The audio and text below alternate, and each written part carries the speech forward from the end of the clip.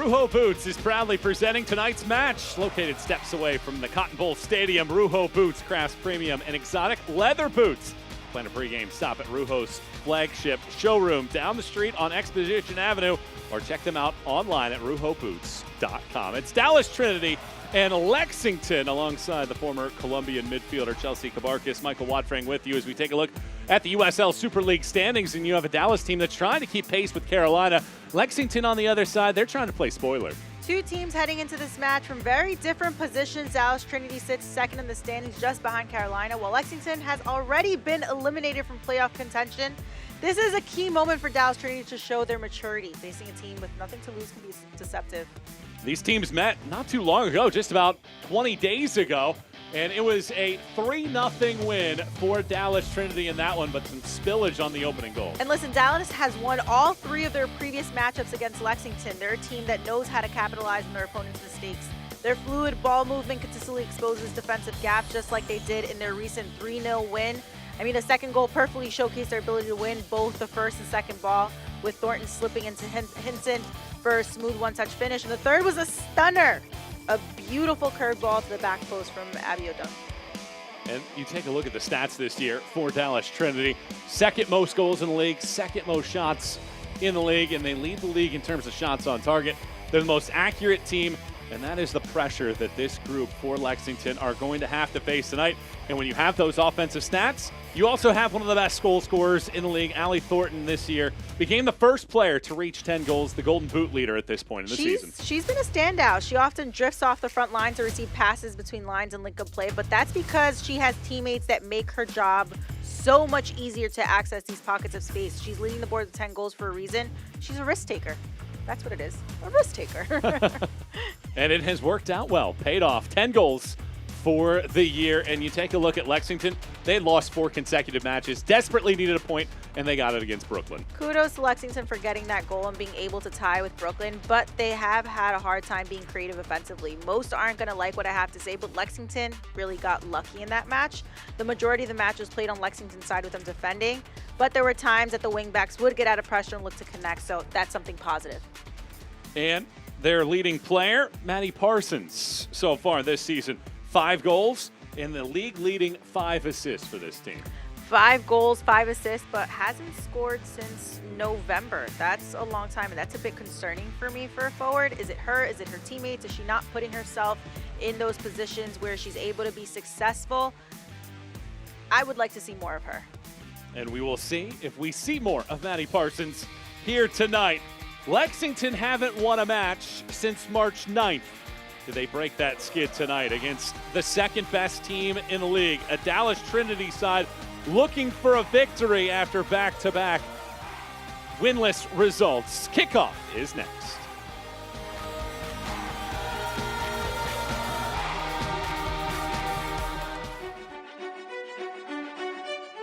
It is not the critic who counts, not the one who points out how the strong woman stumbles, or where the doer or deeds could have done better. The credit belongs to the woman who is actually in the arena, so that her place shall never be with those cold and timid souls, who knew neither victory nor defeat.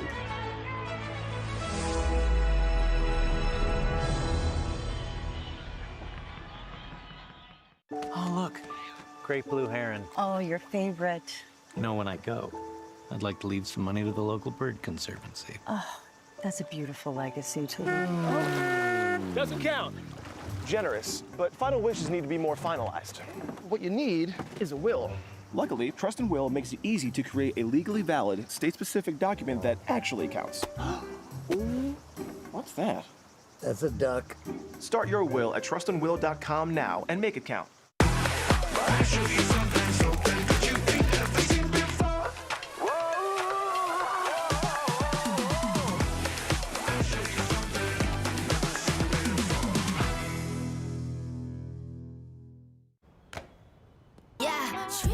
I said what I said. I'd rather be famous instead.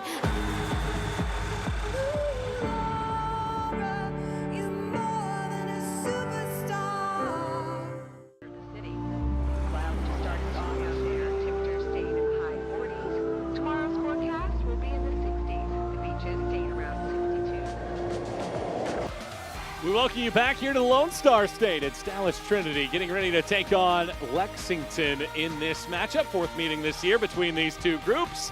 Michael Watring, Chelsea Kabarkis, and the rest of our team excited to watch this one with you here tonight as we take a look at the starting 11 for this Dallas Trinity side that have been consistent all season long. Dallas are lining up in a 3-5-2 formation with the 3 center backs operating as a tight, cohesive unit. They typically defend zonally, and what's been impressive is that they're disciplined in maintaining that back 3. They rarely shift into a back 4. You're going to see Brooks check in, Hinson really go at the defensive line, and Lancaster and Thornton have been doing a really good job up there. This is a really possession-based team. And the challenge that Lexington will have tonight is slowing that group down, and Madison Perez will lead that charge. Perez as a center back will be more aggressive off her line. They're coming out in a 4-3-3. Perez is great in those 1v1 defending situations, but also looks to distribute and break lines into the building phase.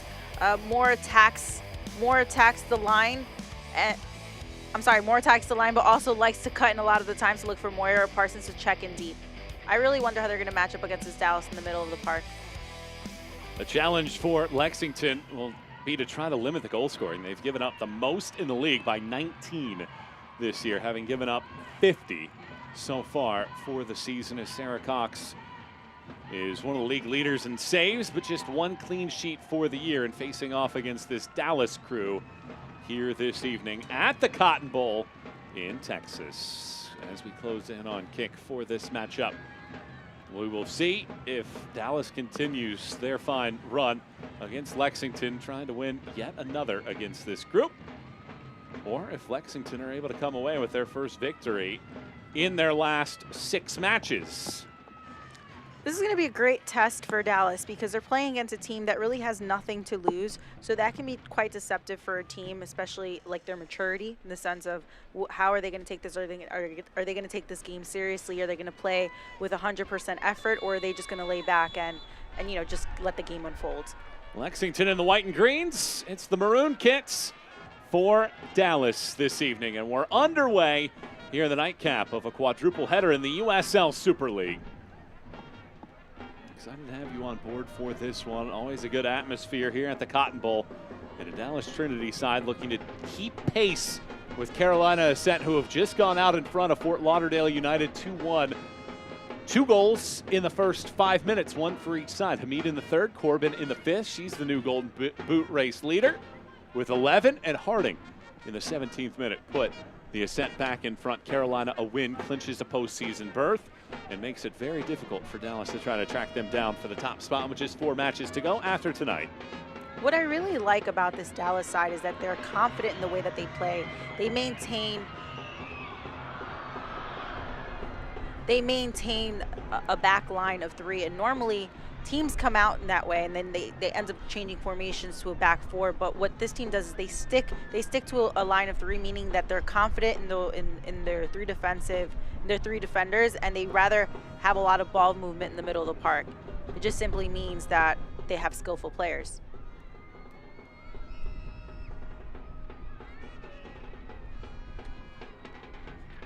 Ball rolls back to Madison White, the league leader in clean sheets, 9 of them for the year for White. Abby O'Doon does a really good job checking in the middle deep. She really likes to link up the play. She has that field awareness of where she's supposed to be. You always see her swiveling her head around, looking for those spaces, seeing where she's at in the field.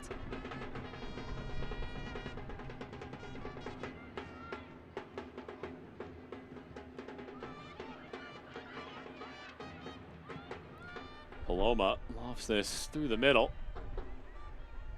And now weaved all the way back where Cox ships it up the park. 1 game is final. Spokane upending Tampa Bay at home by a 3-2 final in that one. Having led by 2 goals twice, they hold off the Sun. DC leads Brooklyn 1-0. There was a bit of a weather delay there. The first time in league history that has happened in Brooklyn. But they have just restarted play in that contest, and as I mentioned, Carolina 2-1 out in front of Fort Lauderdale. So 3 matches going on just the 3rd time in league history in which all 3 teams are playing on the same day. We're only 3 minutes in, and you're already seeing a lot of rotation on this Dallas side. You have Brooks coming in as one of the defensive players and Palomo checking out. They're already interchanging positions.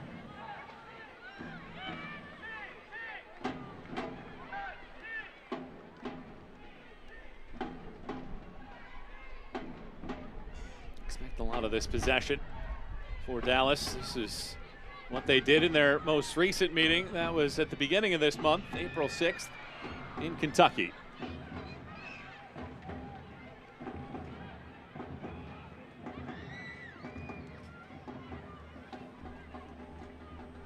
Lexington winless in its last 5. They've been outscored 15-2 in that run. Tamara cuts it wide. Hinson chases this down. Tamara back on it. Head up.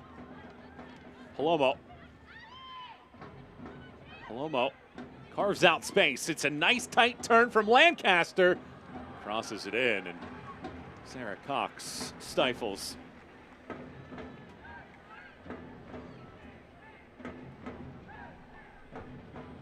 Lancaster positions herself great in between the lines, and she received the ball at an angle, making it a lot easier for her first touch to go forward.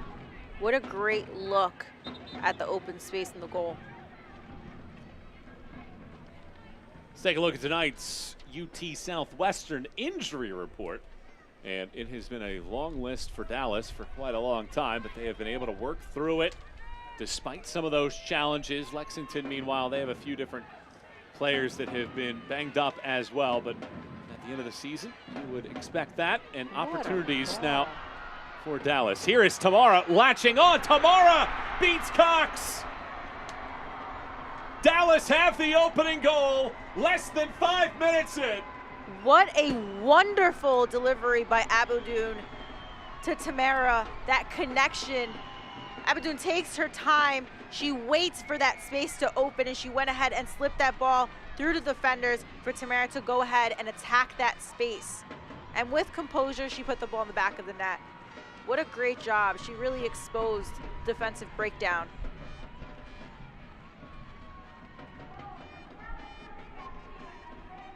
This is where you see the connection of teammates, where they're able to not even look into the space, and they already know where their teammate's running.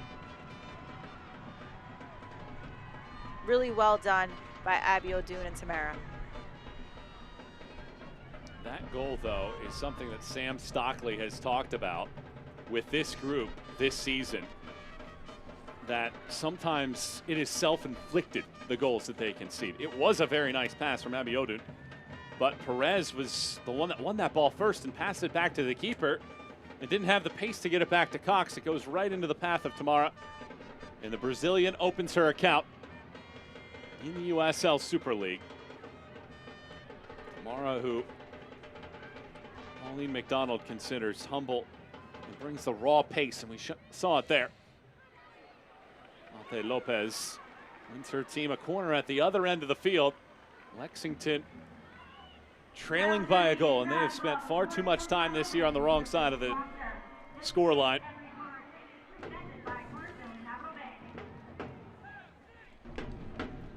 Corner kick presented by Cornerstone Capital Bank. And Madison Perez heads over in that direction. Bypassed her final year of college at Long Beach State to join Lexington in 2024. And Perez whips this ball inside of the 18. Tamara gets the head there first. Second phase. Slice through. A bobble, a punch, and a clearance.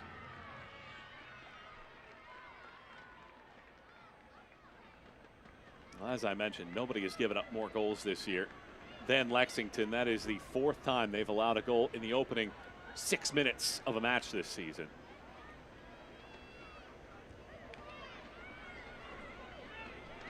This ball flies over the top and rolls back to Cox.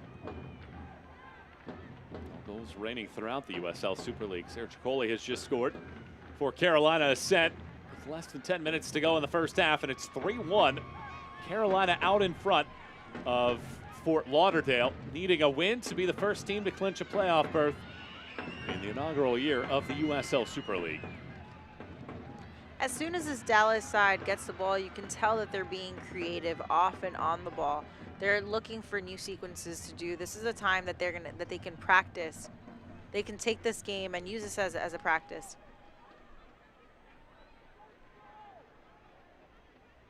Well, it might not play out this way, but Dallas and Carolina at the Cotton Bowl, the final match of the regular season. What a fun one that will be to wrap up the year. As it stands, however, 6 points separate the two sides on the table. So both teams very much could have their seeds locked in and be the two hosts for the opening playoff matches June 7th.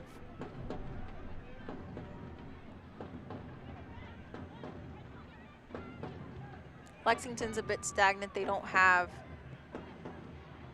many options when a teammate has the ball. You can just tell that their body language, they're basically over it. Been a frustrating year, no doubt, for Lexington. Coaching changed in the middle of the season. A lot of those things influence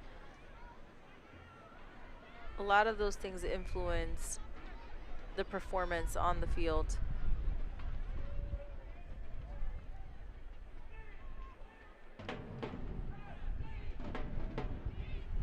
Seems that they just ran into each other because they didn't realize that they were both running in the same spot.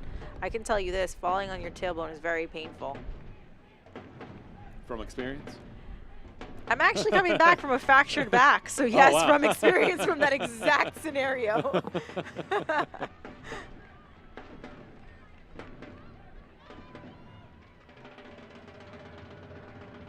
foul win against Parsons, so free kick for White. Well, Dallas have done what they have done so many times. 6 goals now in the first 6 minutes of matches this season.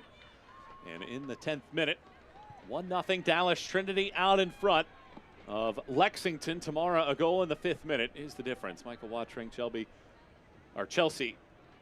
Kabarkis with you for this matchup, and our entire crew inviting you to come hang out with us here on Peacock for the USL Super League.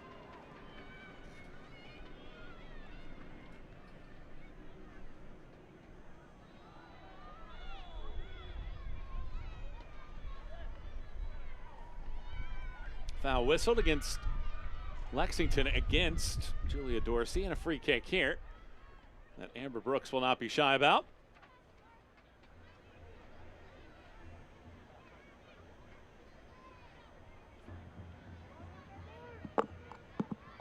Brooks paces it off. One of the veterans of this league tosses it in. Rolls out, and it is a corner.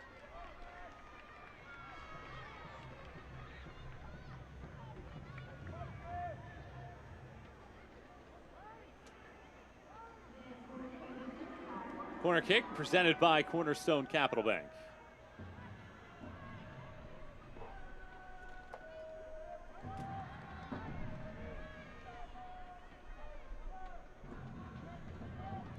Palomo laces this ball in. It bangs off of heads, comes loose. Fox, I don't think, got a piece, but does get rescued by her back line. That's so close. That's where they have to be aggressive on those corners, in the air, on the ground. It's just really getting a body behind the ball.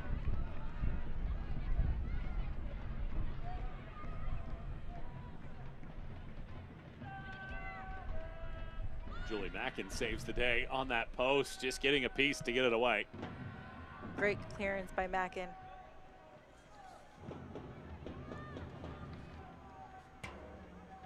For Lexington for the year, to put their season in perspective, they have 5 losses by a goal this year. 3 of those 5, they gave up goals in the final 10 minutes. That proved to be the decision makers. They've had leads in 9 of their matches this season, but have only won 4 times. And they've actually been a better road team than they have been at home. They have 3 wins on the road, just 1 at home. And you mix all those ingredients together and you get a team that has been frustrated by the campaign in their first ever season, but a learning experience for every team, and we'll see how they make the adjustment and jump next year. Well, when teams lose in the last 10 minutes, that comes down to mentality. being able to stay tuned in for the 90 minutes or 90+ minutes that you have to play. So the maturity of the team is really important. And I do know that this Lexington side, they have a young team. They have a young team. They have internationals. There's a lot of barriers where they're growing into themselves, into the team. They have to come up with a culture, a team culture that everyone's going to follow from now on.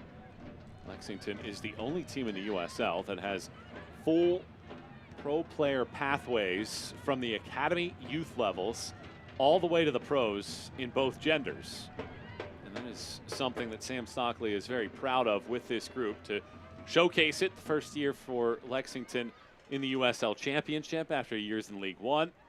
And also now the women's side in the Super League, with what they produce, over 1,000 players within their overall system. And something that is part of this growth that we will see from Lexington for years to come. They play in a brilliant stadium in Lexington. Very good place to watch a match. Here's a giveaway. Brian arcs this ball, and it doesn't swing it around. It goes out for a goal kick. You see the mentality where Brian's at. She automatically gained that possession and she just went forward. She didn't look to the side. She just wants that goal. And that mentality is something that you don't really teach. Comes down with the confidence.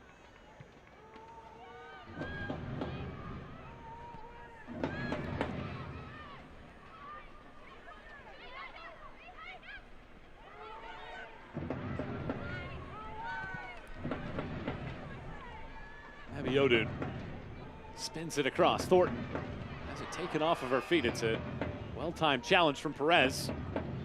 I would have liked Thornton to play a little bit quicker there instead of taking that extra touch. And also how she controlled that ball contributed to that tackle. Dorsey charges. This is the perfect time for players to challenge themselves, to try to do things outside the box that they normally wouldn't do. Put themselves in situations that they're going to get into in the playoffs or in a final. And as for this Lexington side, this is a perfect time from a player's perspective for them to fight for their personal contracts. Have dignity while you're playing. That's a really good ball across, but the flag's going to be up for offside. Nevertheless, confidence-boosting save from Cox as Brian was slithering in behind the back line.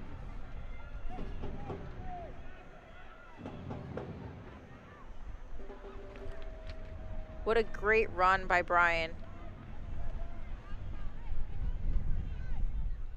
Dallas Trinity fans join the team for their final home match ahead of the playoffs on May 31st for Fan Appreciation Night, as they take on Carolina Ascent in what could be a battle for the top spot in the league. Here at the Cotton Bowl, fans in attendance will receive a free Boots bobblehead. Grab your tickets now by scanning the QR code or by emailing tickets at DallasTrinityFC.com. Paloma does such a good job at reading plays and being in the right spots at the right time. She's small in size, but she's tough.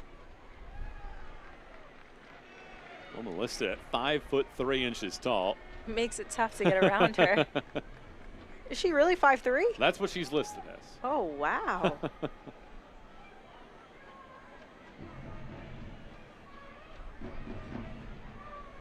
Here she is on the ball. Pass ends up finding Bryant.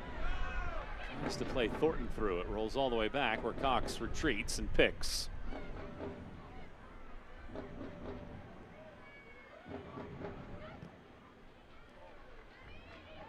Another long ball. Parsons chases after it. A lot of direct passing happening right now.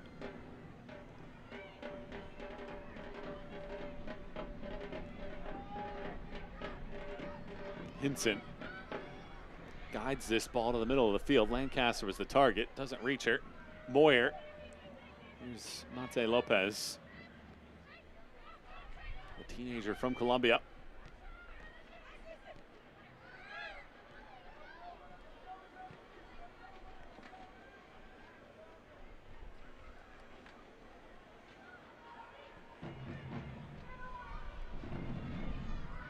Tamara, the goal scorer, lays this forward. Lancaster skies it across on the post. It's Bryan that doesn't get a hit. Wisniewski might have gotten a piece to get that ball away. I really like how Bryan is attacking from the midfield and going really high up the pitch and putting herself in those places. What a really good look by Lancaster and a curved ball.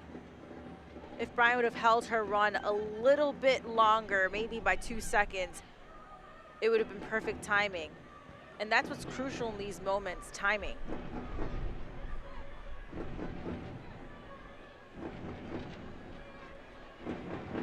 Dallas team that has had a couple 6-goal outbursts this year. Also scored 3 goals a couple times over the last month. Paloma.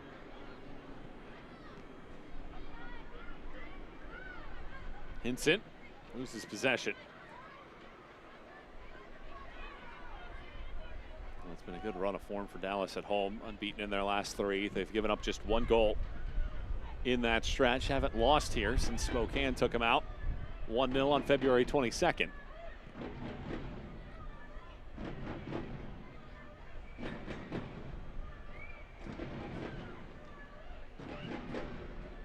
White really coming off her line. Very high, making herself part of this game.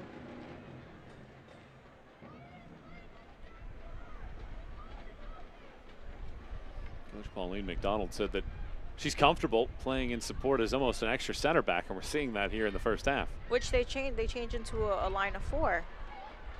Hinson sprints. Hinson skies this ball around and the clearance goes out. Hinson is never shy about attacking the line or taking players on. She loves those 1v1 situations. She's also really good at using her body. She has really good body awareness, where she knows how to position herself to beat a defender.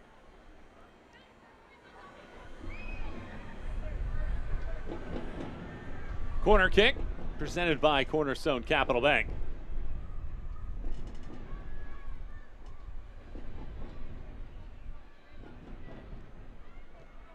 Here it comes in.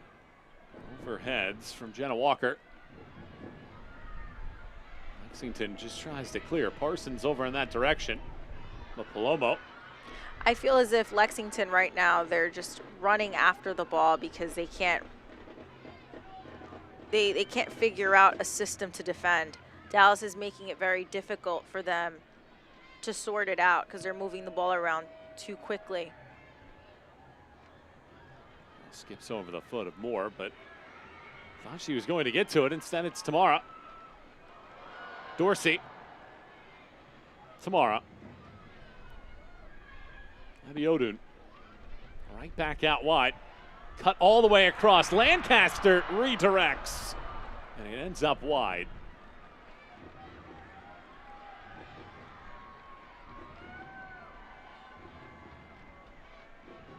What a great ball. What a great ball played in. And the combination that Dallas is trying to do.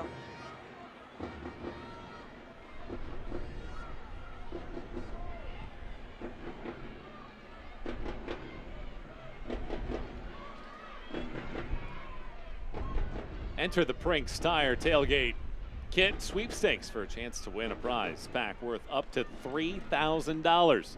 Scan the QR code on the screen to enter today.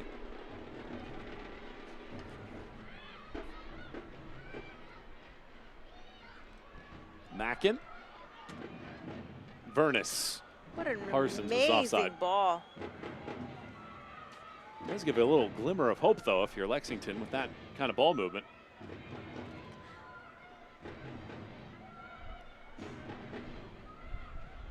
These are the moments that are going to showcase the players that are mature on Lexington, that they're going to give it their all until it's done. I always say a season's not done until the very last second of the last game of the season. And you have to be aware of that. It's not like as if you're playing academy football or you know, soccer with your friends.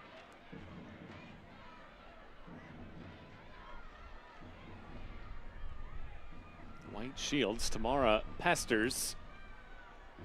Moore gets it out of there. Vernus. Suffocating pressure right now. Thornton chases back. Cox ships it to the seats. And Dallas flexing right now.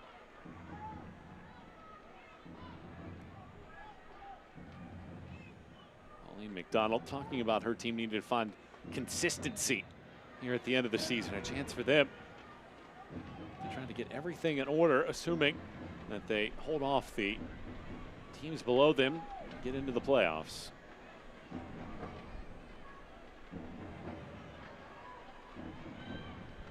Into the 18 this goes, off of one head and away.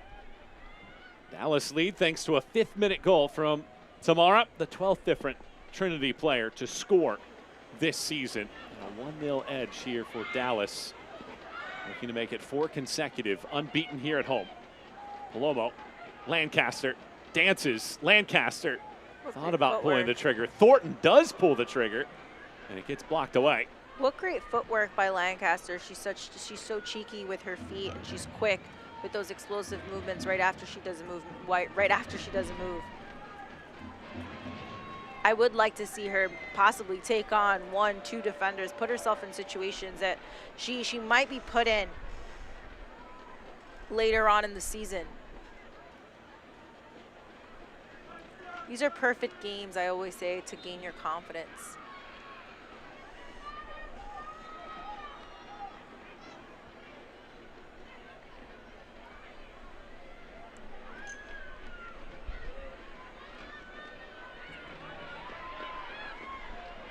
Hinson.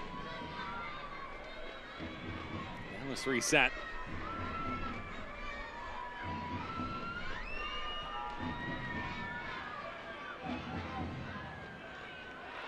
It would be a lot easier for Lexington if they weren't so flat in the midfield, if they would work together, maybe some communication.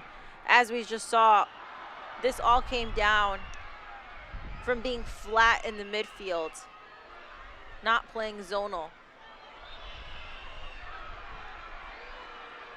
All it takes is just for one person to speak up. Communication, that second defender. Nicole Vernus was shown a yellow card.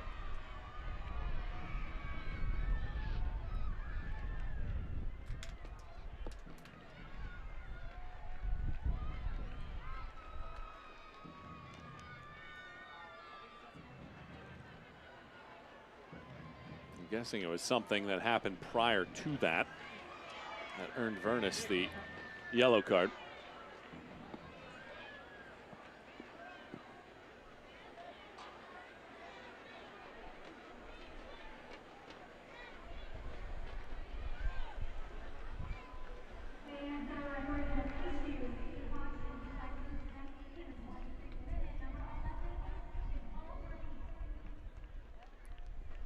Another good crowd here at the Cotton Bowl. Watching this Trinity team with 10 wins on the season.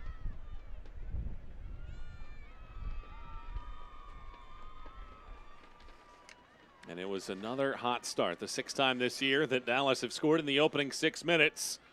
And it was a really good pass forward from Abiodun, but the back pass from Perez sets up Tamara perfectly. Very cool on the delivery from Abiodun. She waited for that space to open up to catch Lexington's back line off and flat.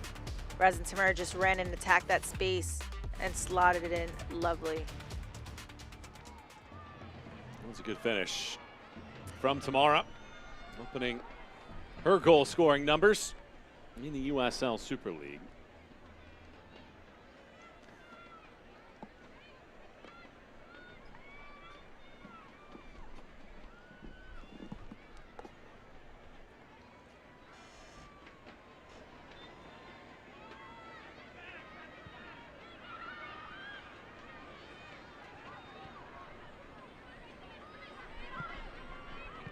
Moyer.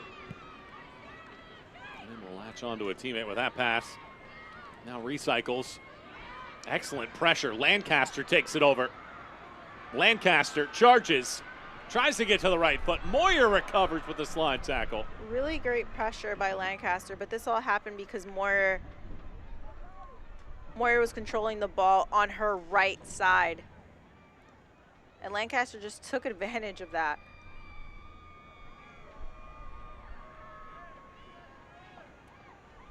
Running at speed at a defender has to be the most nerve-wracking thing for a defender. Here's Lopez back in the other direction. Lopez chops it across. Amber Brooks knocks it away. Lopez, 2 defenders there. Unable to avoid Hinson. Lomo there as well, and those two do the job defensively against Monte Lopez, who's represented the Colombian national teams at both the U17 and U20 levels.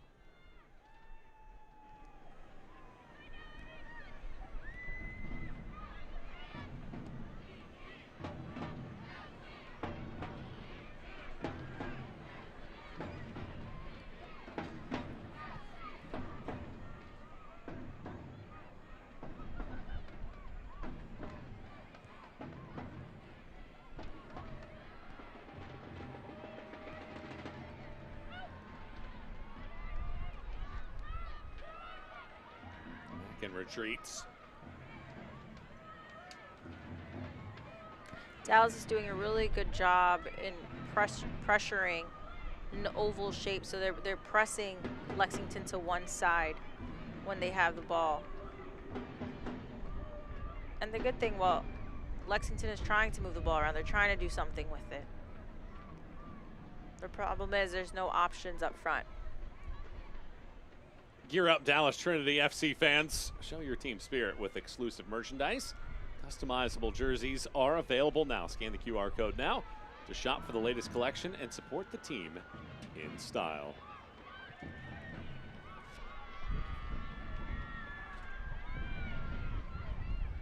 At the half-hour mark of this game, Dallas Trinity lead Lexington 1-0. Tamara scored in the 5th minute.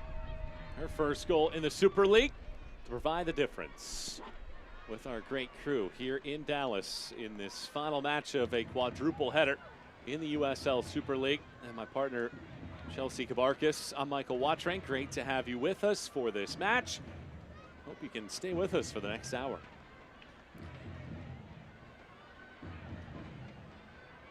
Tamara comes back to push this ball away. You see the scores from around the league. Spokane winning 3-2 on Mackenzie Weinert's brace. Carolina 3 first-half goals. After falling behind 1-0, they score 3 times in 30 minutes to take a 3-1 lead into halftime, looking to punch their ticket to the postseason. And DC Power, with 10 minutes to go, continue to lead on Gianna Gorley's 37th minute goal.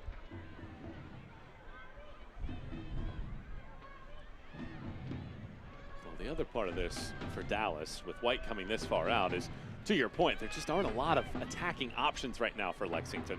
There aren't any attacking options. They have no one up top as a forward. They're not even defending. So they're giving Dallas that space. They're playing in a low block. Bryant is in. Bryant hammers, but Cox snatches. And normally when you play in a low block, you would think that they would be so compacted that there wouldn't be spaces to play those balls through, like we're seeing right here that Lancaster played to Bryant. But those spaces are still available. So Lexington's just really not doing a good job communicating and playing off of each other, playing for each other at least. Thornton crosses. Perez guides it right back. Brooks smashes this ball over everything.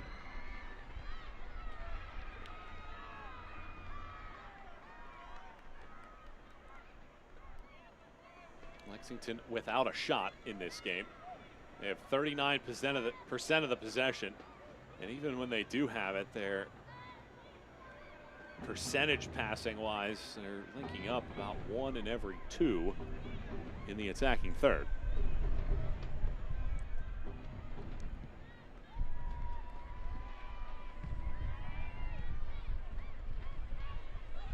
It's unfortunate Lexington's in this situation. It's not a great feeling for a player that you've been working so hard all year, you did preseason, then you're put into this situation where you have to play even though you're not playing for anything. At the end of the day, these women are competitors. And to that point, one of the things that every coach in this league has talked about is a consistency from a roster and a consistency from a coaching perspective. You look at some of the teams in the league that are sitting towards the bottom of the table, they've either made coaching changes, they've either had a lot of different players come in and out of the roster, or in many cases, both have been true, and certainly have been the case for Lexington. And in year one of this league, you even talk to other coaches, particularly Pauline McDonald mentioned this about being in this position at this point in the year, that she would be ecstatic had she known this, because you don't know how to prepare for a league that you've never seen before. You don't know what you're looking for out of those players, what the level of play is going to be as you're putting those teams together. Listen, changes. Good ball from Dorsey, better save from Cox. Changes are going to happen, and this league is slowly growing, right? It's the first year, so it's challenging for the coaches, it's challenging for the players. So you really don't know what to expect.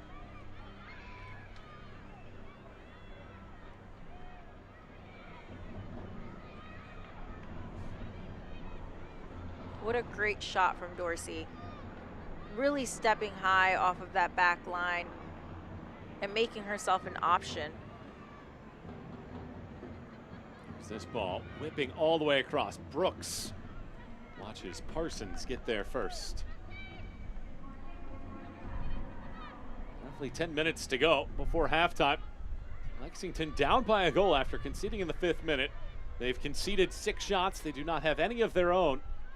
Well, with 10 minutes to go, can they pull off a stunner and get one back?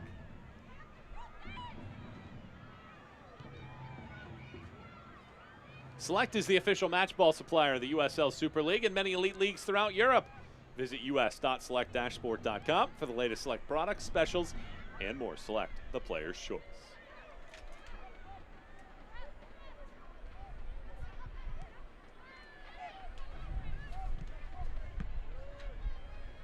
And to your point before, it's very important for each team to have a base. When there's things that are changing consistently on a team, especially coaching staff, players coming in and out, it's really hard to have that base, that core base.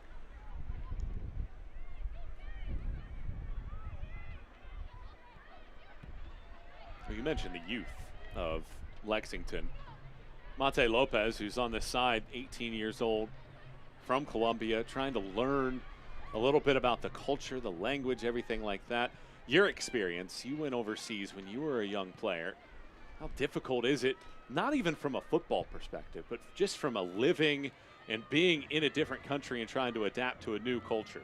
It's difficult. And I mean, I'm American. I was born and raised here, but I also have a dual citizenship, and I played for the Columbia national team.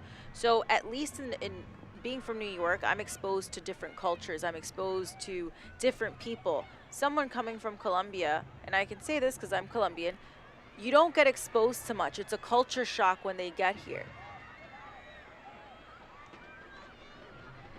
So it's difficult. The food changes, the people, even, I mean, in Colombia, you walk outside your house and you say hi to absolutely everyone. In the United States, no one greets you. Little things like that really make a difference.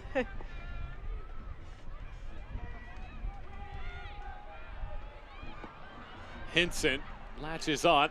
Hinson rolls this ball up top. Tamara taps it back.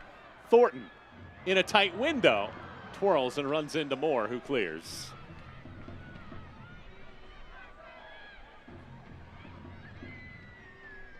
Tamara.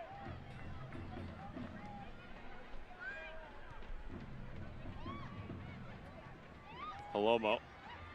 Tamara taps this ball forward. It's Hinson. Hinson goes down, flag up for offside.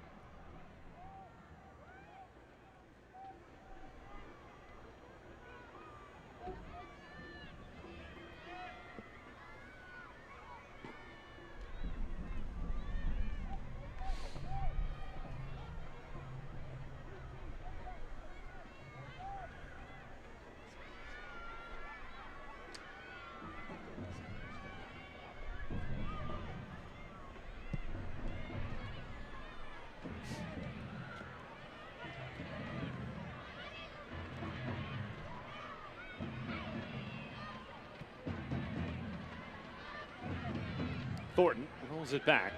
Tamara sprints, funnels. Thornton crosses this ball, and Cox is there. She's been sure-handed in this first half, but yet again, another sign that this Dallas team can attack from anywhere on the field. Between Thornton and Lancaster, they have been attacking this back line, trying to find all the options, diagonal runs, vertical runs. I wouldn't be surprised if we see 2 more goals on the scoreboard from either one, either one of them. Thornton has to keep pace with Mia Corbin, who has already scored tonight for the Golden Boot race. Corbin now with 11, Thornton with 10. And only 4 games to go after tonight. We'll try to improve upon those numbers. And then Maddie White is also sitting in a spot for the Golden Glove, where things are super tight for the Golden Glove race in the USL Super League. You know, it's really refreshing to see when a team plays with a back line of 3, because you don't really see that often. And when they stick to that formation, because it just means that they have so much confidence in their midfield and their offensive players to be able to get out of situations. It's difficult to play with a line of 3 nowadays, just because the game has gotten so physical. It's changed, it's evolved a lot.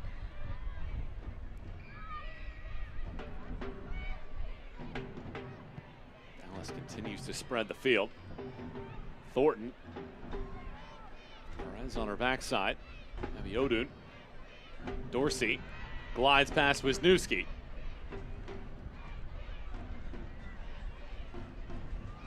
It's been a confident showing by this Dallas Trinity group, but in the end, 8 shots to 0. A second goal. Certainly something in the eyes that Trinity need at this point, with about 5 minutes plus stoppage time to go in the first half. My question is, what's the halftime chat going to be like for Lexington? What do you say to a team? What I would mean, you I say? should have the answer to that, Yeah, right? I shouldn't be asking. If you were a player in the locker room, what would you do? With my experience and being a little bit older, I would definitely fire up the locker room in the sense of having some type of dignity.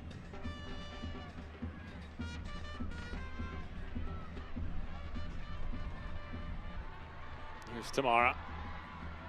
Tamara curls this ball in, and it's cleared away by Trinity Watson.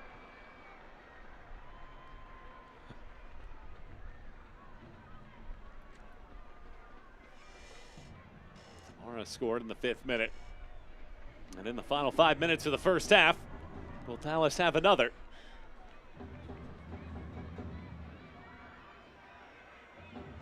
They've scored 4 times in first half stoppage time.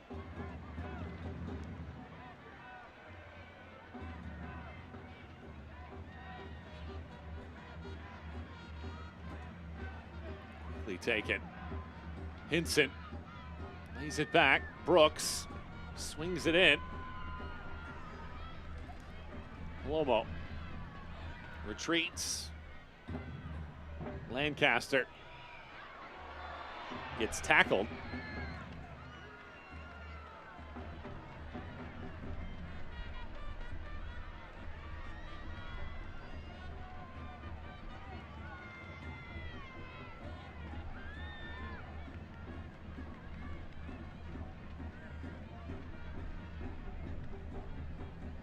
Amber Brooks watches over this. Two-time national champion at North Carolina has her number retired in Chapel Hill. Swings this ball in, knocked away. Abiodun. Palomo dodges Parsons. Palomo arcs this around. What a great look by Palomo. And releasing herself from pressure, having that confidence to be all the way in the second half of the field and take that shot. Just like we've got the backs of Dallas Trinity FC, Trusted Well also has yours, helping families protect their legacy for generations. Start your plan today at trustandwill.com.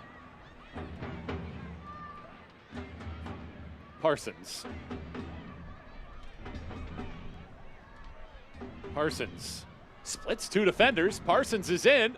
Parsons cuts it across. White, with her first real action of the night, kicks that away. What an incredible action by Parsons. I mean, when she's on, she's on. She split two defenders. That's not easy.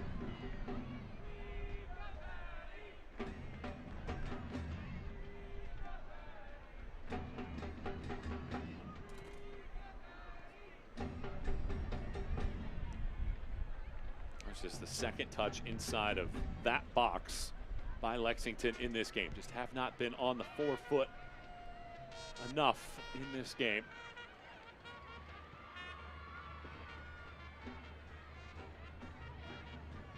But with all that being said, it's just a one-goal game. I mean, a moment like that from Parsons, and you could pull level. A one-goal game, a game can change in a second. I mean, those movements from Parsons, that was a very positive movement, and you see that this team has it. It's just they're not connecting right now. They're not motivated. That's exactly what it is. Parsons like a battering ram. Spins around against Palomo and wins her team a throw.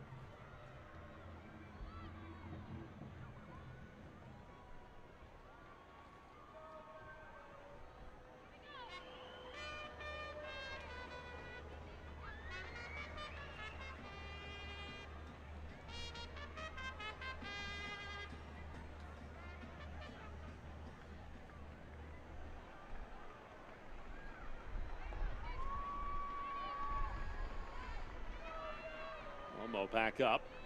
So the throw here from Mackin. Over Parsons' head. 3 minutes of stoppage time here in the first half. Mackin. Glides through the middle. Lays it up top. Perez. Wisniewski.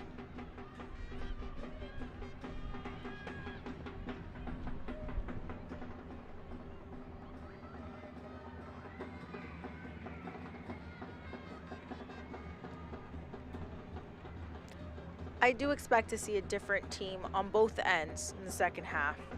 Two different teams. Because as much as, I mean, Dallas isn't playing great right now. They should be up 3-0. Especially against a team that really isn't trying. 5 of the 9 shots in this match for Dallas have been on target. 4 saves so far from Cox. There is a silver lining if you're a Lexington fan. They've only scored in the first half 8 times this year. 17 second half goals for this group.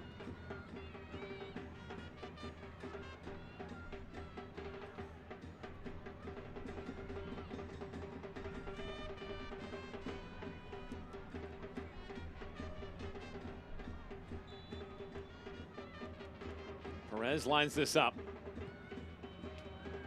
Skies it in. Parsons got a piece. Rolls out for a goal kick. Well, we talked about the messaging for Lexington. What's the messaging if you're Dallas? You very much had your finger on the pulse of this entire game. You've had more goal-scoring chances. You really haven't allowed any goal-scoring chances, but you're sitting there with just 1 goal. Haven't allowed many goals or chances, but this is your time that you should be trying new scenarios. You should be scoring. Those chances that you are getting, you need to capitalize on their mistakes. You need to capitalize on everything that's happening.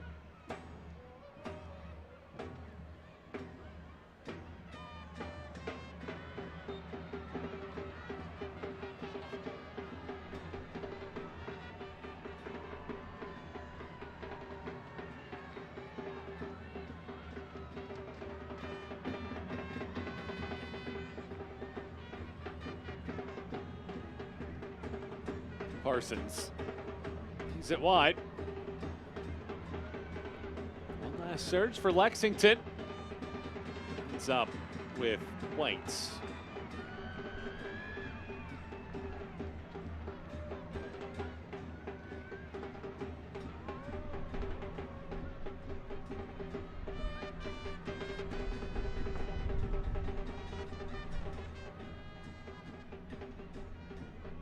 It is officially final. DC Power upends Brooklyn 1-0. And that is our scoreline here at halftime. Dallas 1, Lexington 0 at the break.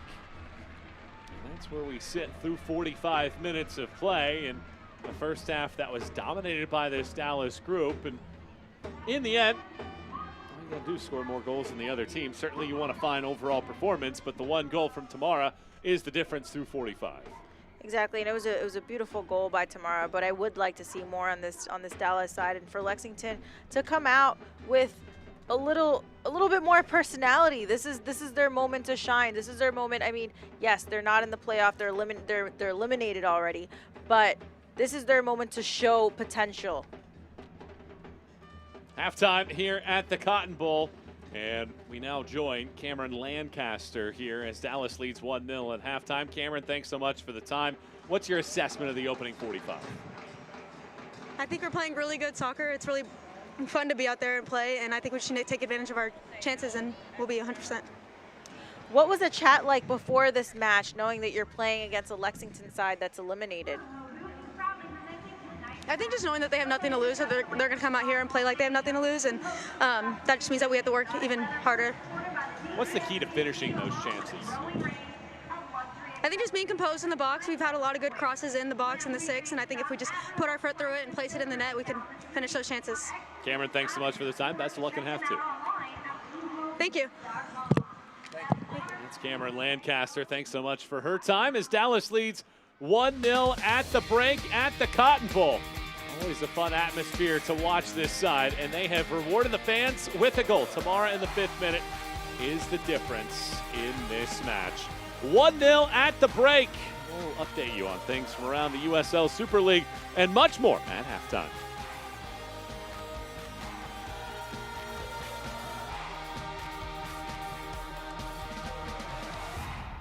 Success doesn't come easy. It takes grit, hustle, and relentless effort. Every step forward brings you closer to greatness. This is your moment. Elevate your game. El Jimador Spiked Bebidas. What launches this ball and finds the winner. Oh, what a play!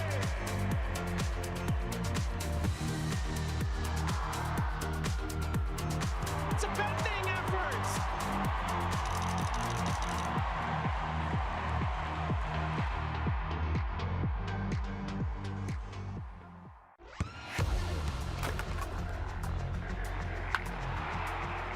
We all have goals. But let's be honest, most of us aren't going to be professional athletes. But if your goal is to finish your degree, we can help. Come to a university that puts your goals first. Bellevue University, your partner in finishing goals. Have a great trip. Do you think they'll be okay? Honey, nothing's gonna happen. And if it did, your parents would take care of the kids. Our money, our house, everything would go to them immediately. Doesn't count. It's a solid plan in your head, but if you want those things to actually happen, you need a trust. Luckily, Trust and Will makes it easy. A trust helps you avoid probate court, giving your loved ones immediate access to your funds, and it'll actually count. Slug bug. Get started at trustandwill.com. This is UT Southwestern Medical Center, and this is where a spark happens. This is the teamwork that fuels it, the mentors who shape it. And this is where it comes together, with this care team connecting the dots, all leading up to this moment right here at UT Southwestern, where discoveries change lives. And this spark is just the beginning. Follow your spark at UT Southwestern, the future of medicine today. All the mascots are out on rodeo night here in Dallas. 1-0, Dallas Trinity out in front of Lexington.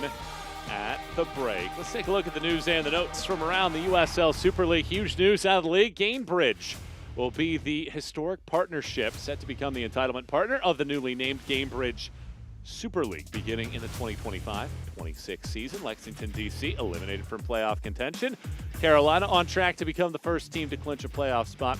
And Allie Thornton, 10 goals.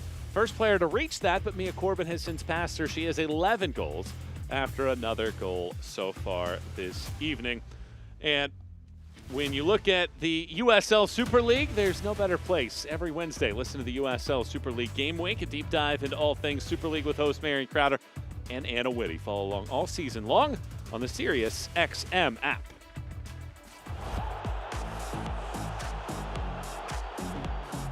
The USL Super League signs a new entitlement partner that will go into effect next season. We break down all the latest news.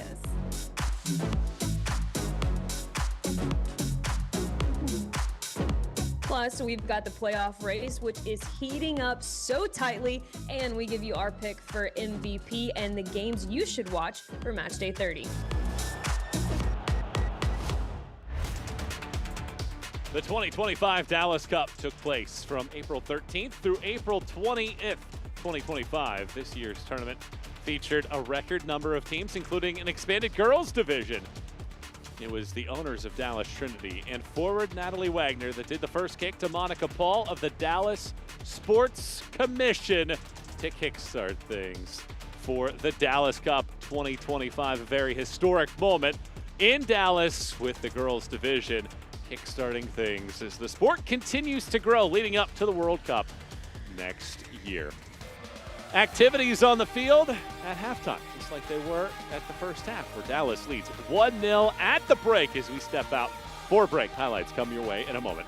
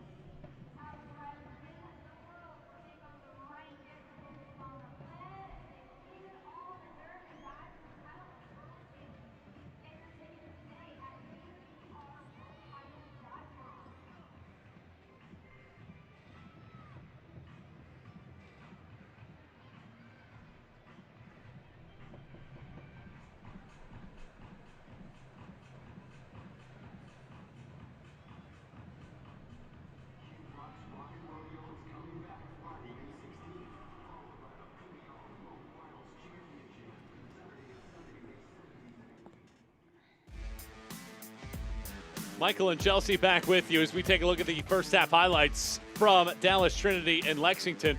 5 minutes in a flash, it was Tamara scoring the opening goal.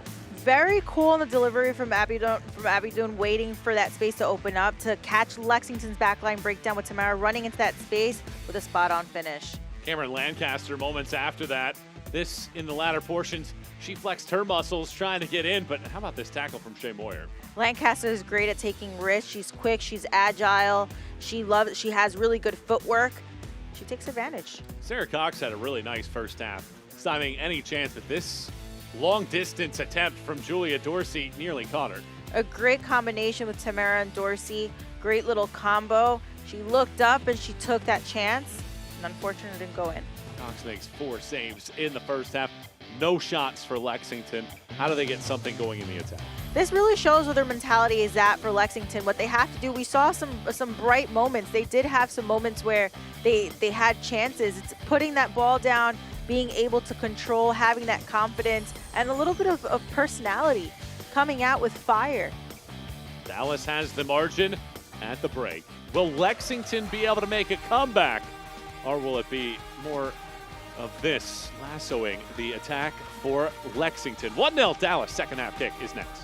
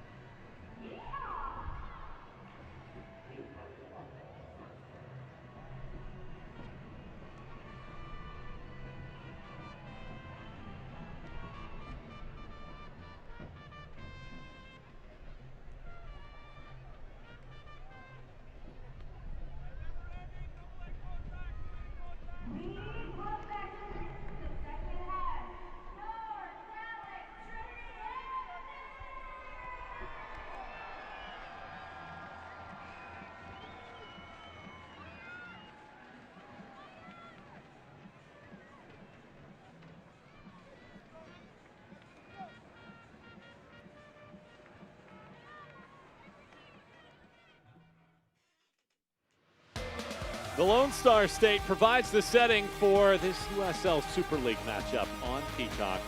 Dallas Trinity 1, Lexington SC 0 at the break. And what will happen in this second half? A Dallas team that is looking for its first win after going winless in its last 2 matches, a draw against Fort Lauderdale and a setback to Spokane. Meanwhile, it has been a run of 5 in a row without a win for Lexington. Their only win of the spring campaign came at DC on March 9th. And when you look at the table in the USL Super League, all of the activity is right in the middle of the pack. How about where things stand right now? Tampa Bay clinging to that number 3 spot, but Fort Lauderdale, Brooklyn, Spokane, all lingering right in that mix. The good news if you're Tampa Bay, despite losing to Spokane, Brooklyn has lost. That game has gone final, 1-0 DC. And Carolina continues to lead Fort Lauderdale 3-1. So not really any ground made up. Tampa Bay stays in their spot. And Dallas, if this result holds, will keep its position at the number 2 spot and potentially have a chance to clinch a playoff berth in the next couple weeks. Everyone is so close with points, and this is when everything starts changing, right? Where you're going to get surprises, possibly. And Spokane has certainly been that. They have 22 points in the spring. They have went from last into a playoff tie, and will need to go to the tiebreakers to decide things if it ended now. But second half is underway. Dallas and Lexington here at the Cotton Bowl in Dallas, Texas. Abiodun knocks this ball forward. Perez glides it away. Tamara's the first one to it. Here in Dallas, Texas, it's 1-0 Dallas. Tamara scored in the 5th minute of this match alongside Chelsea Kabarkis. Michael Watrang with you for this matchup. Our entire team inviting you to come hang out here in half 2. An early corner here from Dallas Trinity. Corner kicks, set pieces have been something that they have really been good at as this year has gone along. Several subs for Lexington FC at the half. Entering the pitch, number 13, Hannah Richardson, number 36, Kate Doyle, and number 7, Nai Young Shin. Leaving the pitch, number 8, Grace. So a corner kick coming up here for Dallas. Palomo lines it up, arcs this ball all the way to the back post. It gets knocked down. Hannah White shields, and it goes for a corner on the opposite side of the field. And that was a corner kick, thanks to Cornerstone Rabobank. 3 changes for Lexington. Young Shin, Hannah Richardson, and Kate Doyle come in. Watson, Wisniewski, and Lopez are the 3 that come out. Trying to get something there is Sam Stockley with this group, trying to maybe get a little bit more attacking presence. This is a perfect time to start trying out different players. I mean, they have young players. This is the time to start giving them the space and the confidence to play, getting minutes in their legs. They need some fresh and creative ideas here in the second half as well. Trying to find some answers to break down this Dallas team that has been oh so stingy all year long. They've given up the 3rd fewest goals in the league, the 2nd most clean sheets for the season as well. And they've only given up multiple goals 7 times in their 23 matches.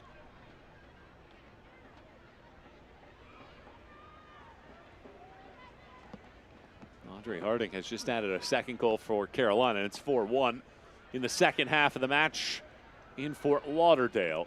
So Carolina minutes away from clinching the first ever playoff berth in the USL Super League, and with 4 matches to go, at the very least they would be 6 points clear of the top spot and having the championship in year number 1 in this league go through the ascent.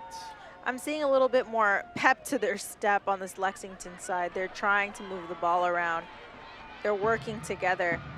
Bryant, Lancaster finds some space, lashes this ball, knocked on. Bryan might have been offside, doesn't matter as it goes back to Cox. Lancaster has great footwork, and that's where she makes the defensive line really nervous. It's kind of what I mentioned to you earlier. I think the moment that's the most nerve-wracking for a defensive line is when you have a forward running at you at pace, and they're moving the ball side to side. White chips this ball, was looking for Parsons. Tamara comes back. Tamara unable to get that ball all the way through, does get back to it. Thornton. Lancaster is in. Lancaster unable to get the wheels all the way there. Cox alert coming off of her line to pluck. This is a big mistake by Shin and Perez. I mean, Perez stepped, so when she stepped, Shin had to kind of cover for her. Or maybe this is where the communication barrier is, it shows. Tamara is the one that is injured here.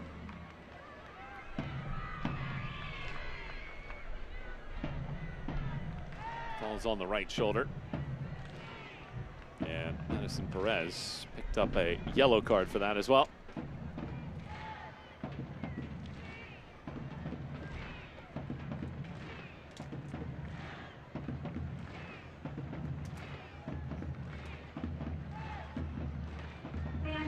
Those little injuries where they hit your shin with the point of their cleat, it's frustrating because it's like a burning sensation. You just get so frustrated. Also, the shin guards have changed a lot over the years. When I was growing up, they used to be these nice, big, bulky The nice pads. big ones? Oh, Yeah. no. Were you one of those that put those on? Oh, yeah. Oh, yeah. Yeah. I had the big cleats and the big shin pads. So funny story, I used to put cardboard, like little pieces of cardboard in my shin because I didn't like shin guards. Different cardboard every It's match? little cardboard pieces in boxes. Did you get kicked? Did that do anything? 100% I did get kicked, yes.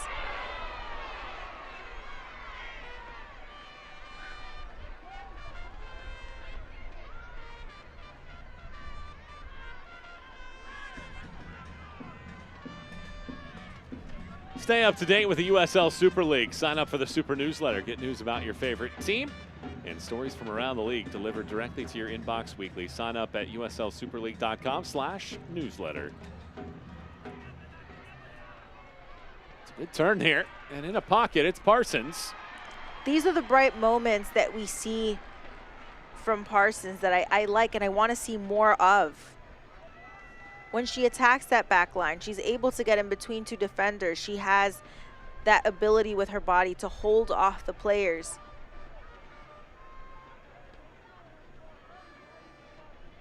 Reason why she leads the team in both goals and assists this year.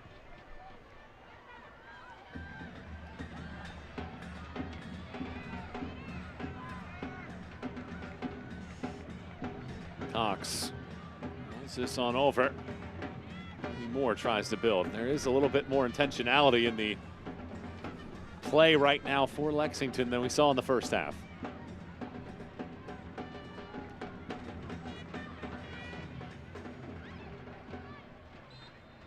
I'm starting to see a lot more movement from Lexington, from this Lexington side. It seems like the halftime chat worked. This season, Dallas have scored the first goal 11 times. They have 8 wins, 3 draws, without a loss when scoring first. And Lexington trying to change that and win their 4th road game of the year, but dealing with an Amber Brooks free kick.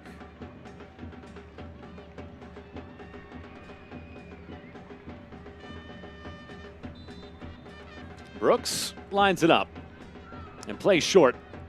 Palomo launches this ball and it sizzles wide.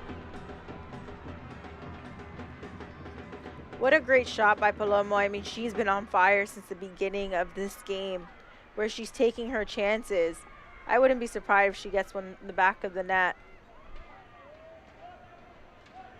Mia Corbin has added a 5th for Carolina, a 2nd in the match, and a 12th on the season as the Ascent lead 5-1. And Corbin now 2 clear of Allie Thornton for the Golden Boot race.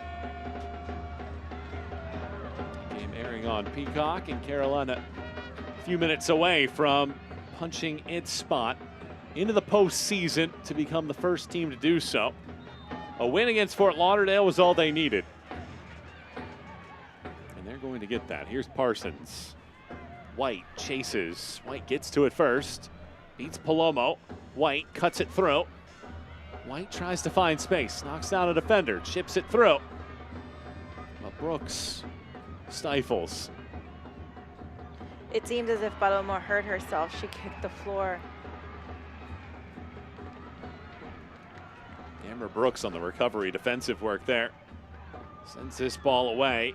Concedes a corner here for Lexington. They need a moment of ingenuity here. Down by a goal.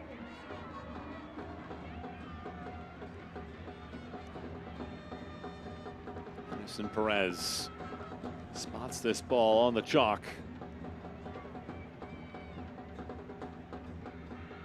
Lays this back on the Cornerstone Capital Bank corner kick. I see exactly what they were trying to do. This is where the lack of communication on the Lexington side, if they were just to be a little bit more proactive off the ball and complete these passes, they'd have a little bit of success.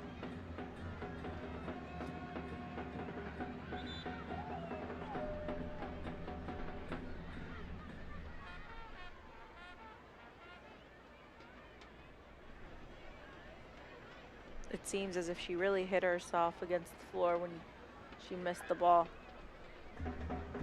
Alomo on a knee, requiring some medical assistance here.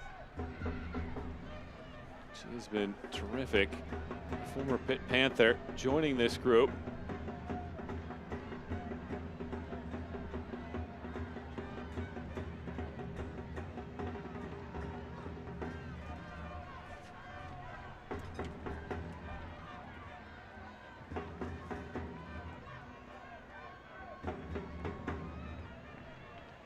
Was just signed 18 days ago after playing for Tigres League MX. 3 appearances there last season. Getting her opportunity now with Dallas Trinity.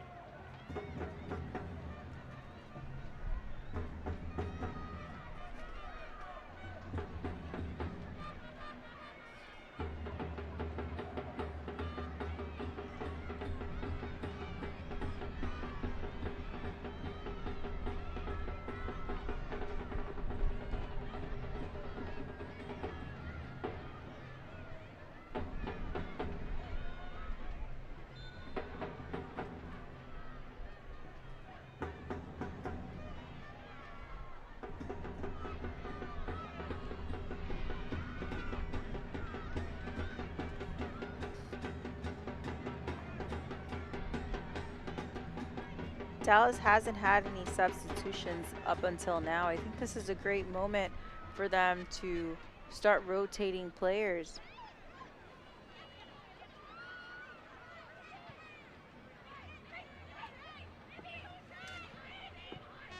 Depth that seemingly they had at one point.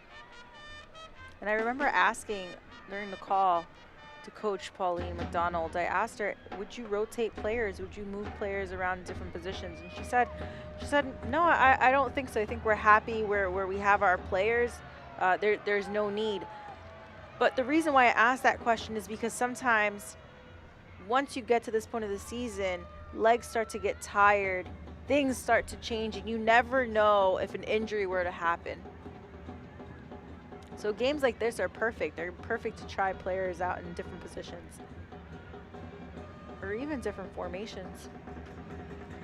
Adaptability has to be a key for any team these days. You mentioned how the game has very much changed in recent years.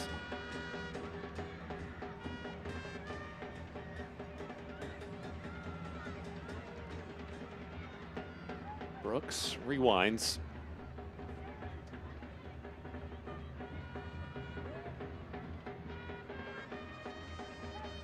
Tamara and Dorsey. Tamara keeps it very simple. 1-2 touches. She has been able to acknowledge. She's been able to acknowledge the moments that are key to taking those extra touches in the game.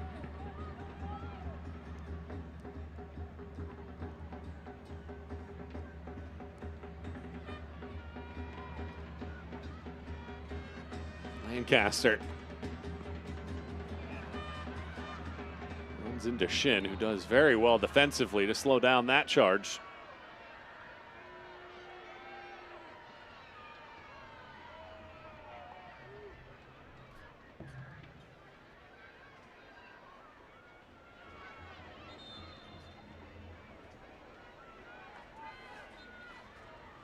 Now, as Trinity FC fans, do you want the inside scoop? Sign up for our newsletter to receive the latest news, merchandise promotions, and exclusive updates. Scan the QR code now to join.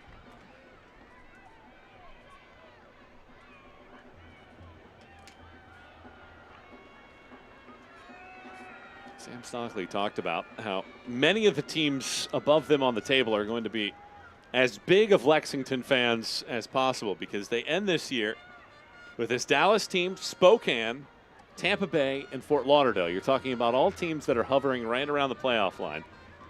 And any of those teams are looking for a little bit of an upset from Lexington in that mix that very well could provide those final playoff positions down the stretch. And all it comes down to for his side is to try to build off of a 1-1 draw against Brooklyn last week. This is a completely different team that played against Brooklyn last week.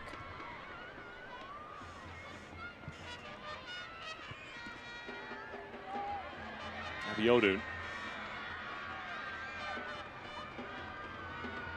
Lancaster lays it wide. Hinson. Abiodun out top. Brooks.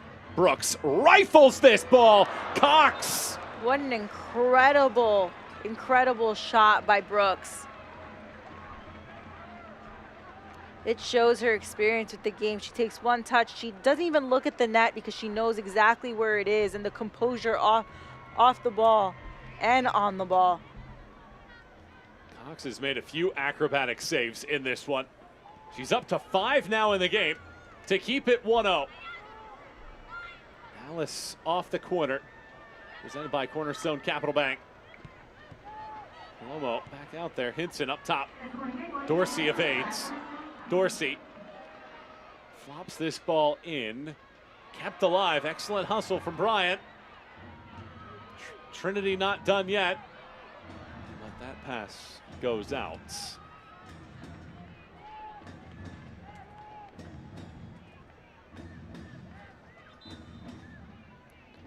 Dorsey has done a good job getting up on the field, trying to find those opportunities and being able to connect. Her first touch has really been on point. Dallas is going to make a change here. Gracie Bryan is coming off, and the 17-year-old Celie Strawn is coming in. Strawn, a part of this youthful side that is being developed by Pauline McDonald and crew. And she talked about the growth. Celie Strawn, excellent coming into the game. Has started a push to become a regular starter for them. Called up to the U.S. U18 national team at times as well. And talks about how the majority of the young players have very much transitioned. And there's a very good base of young talent on this field. This is a big ask. I mean, you have young players on this field that haven't even gone to college yet. They're not even fully formed, and they're playing against women that are 30 years old, 26 years old. So this is a big ask for them. So imagine by just having the experience, maybe another season down under their belt, how much they're going to improve. This ball rolled forward, coming out to get it and picking it up is Cox.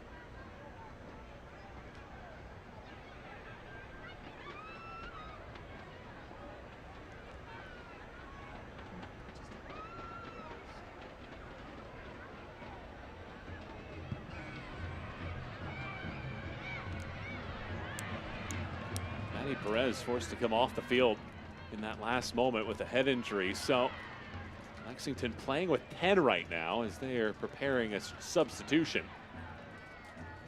Parsons, so many defenders around her. Can she make something happen out of nothing?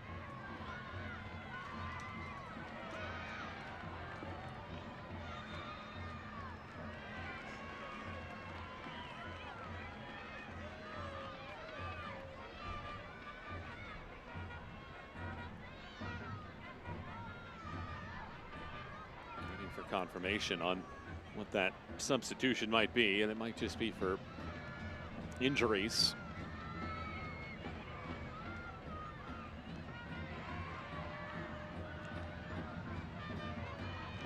Looks like Emma Johnson, another 17-year-old, is standing by the fourth official.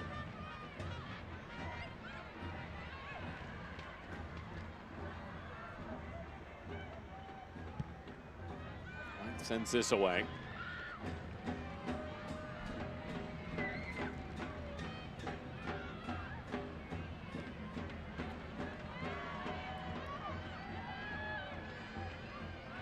Abby O'Doon launches this over the top. Thornton would have been offside. Indeed, it will be. Emma Johnson coming on, the 17-year-old, as a concussion substitution. Made her Super League debut back in September against Brooklyn.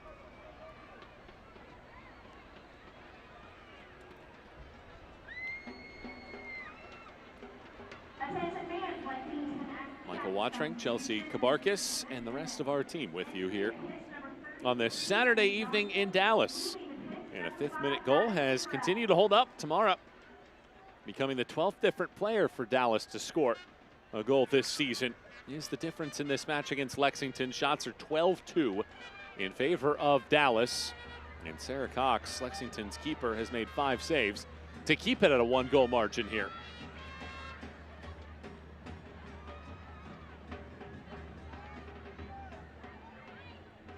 It is all final from the Sunshine State.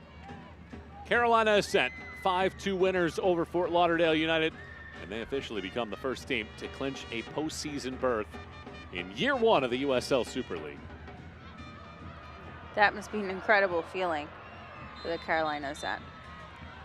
The team that rounded off an 11-match unbeaten run to begin the year, longest of any team so far this season, ends up also becoming the first team to punch a berth into the postseason.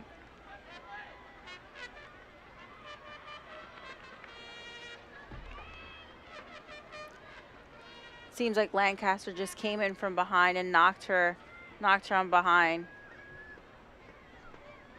where she didn't really see her for shin. But that happens when you don't have your head on a swivel, you don't have your arms out. Really shouldn't be happening to a center back. Young Shin comes off. 4 caps with Korea, all coming during the friendly window in 2025.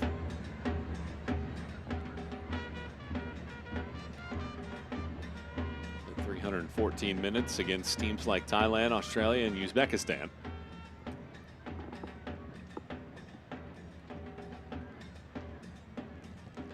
Shin will come back on, and now she does cross the chalk and go back on the field. I have realized that Dallas is now holding off. They're not connecting in that final third. Oh, I just jinxed myself. Tamara crosses this in. Well, they linked for a moment, and as soon as you stopped talking, they stopped. Exactly.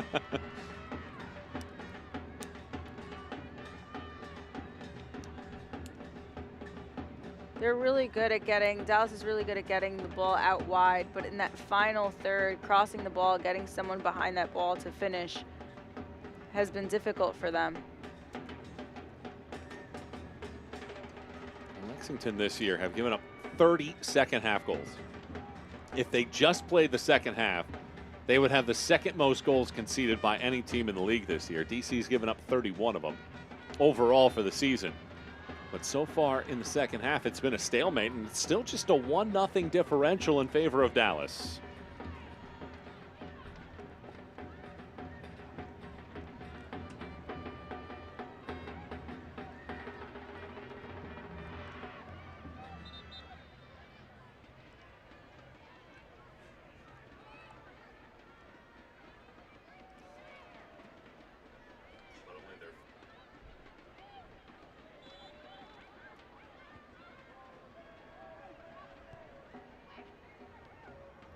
This ball knocked down. It is White! Hannah White! What beats White! And it is a equalizing goal in a flash for Lexington. Tied at 1 here in the 69th minute. What a control by White. Moyer looked up, beautiful, brilliant ball, and that control by White was impeccable. What an incredible strike. And these are the moments that change a game. 1-1. when Dallas should have been up at least 5-0, 6-0. And it's kind of what I said in the pregame.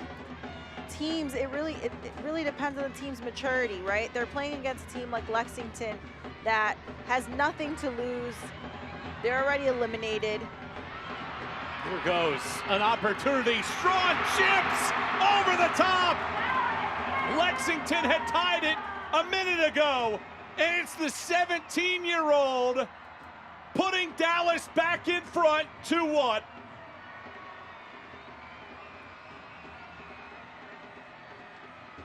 And this is where personality and confidence shows perfectly. Lancaster with that beautiful ball over top floating.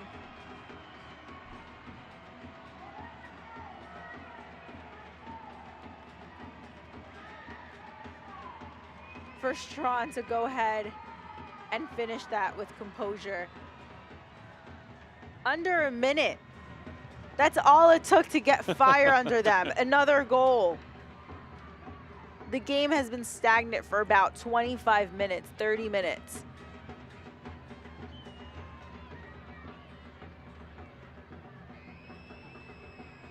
Lexington was celebrating an equalizing goal. And I was just about to make the point that we had gone so long with it just being 1-0, and everything that Dallas had sat on, the entire complexity of this game changes. And how about Sealy Strawn? Third goal of the season, makes it 2-1. And what kind of finish are we in here in the Lone Star State? But these are the things that shouldn't happen, right? They shouldn't have had to wait for Lexington to score in order for them to react. And that's what I was hitting before. This is where maturity really comes into play. Well, Lexington looked like a different team as well. Despite giving up the go-ahead goal, they're going to get a free kick here. Will there be another wild finish here in this match? Dallas had 2 clean sheets in his last 3 on the home pitch. They concede. But Strawn responds right back, waiting on the official timestamps. And it's going to look like 44 seconds. The difference in time between goals. This ball thrown in. White picks it up. So we were tied at 1 for 44 seconds. We're tied for 44 seconds. They were still celebrating. And really a moment that kind of encapsulates Lexington's season. When they get finally to a point where they get to a little bit of a high, they get to an exciting moment, they can't complete the overall effort. They give up a goal, and just like that, they're down by 1. It was 1-0 after 5 minutes. White had tied it up in the 69th minute, and less than 3/4 of a minute later, it is a 2-1 advantage again for Dallas, as now they look to go full throttle. Tamara inside of the 18, cuts it across. Thornton tries to get a poke. What a brilliant change of pace by Tamara.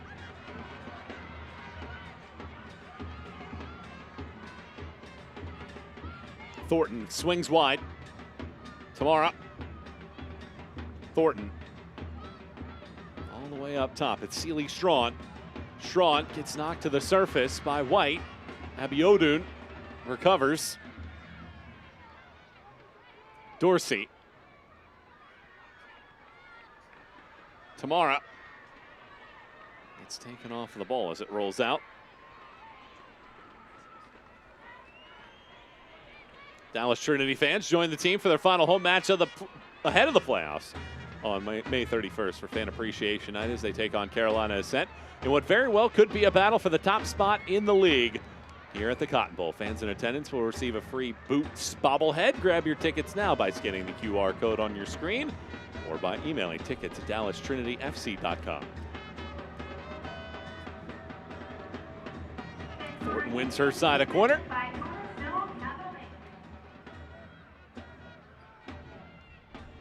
Annie Palomo thought about taking aim at this. Now recycles. Palomo curls this ball inside of the box as it gets knocked away, comes back out. Dorsey lasers wide.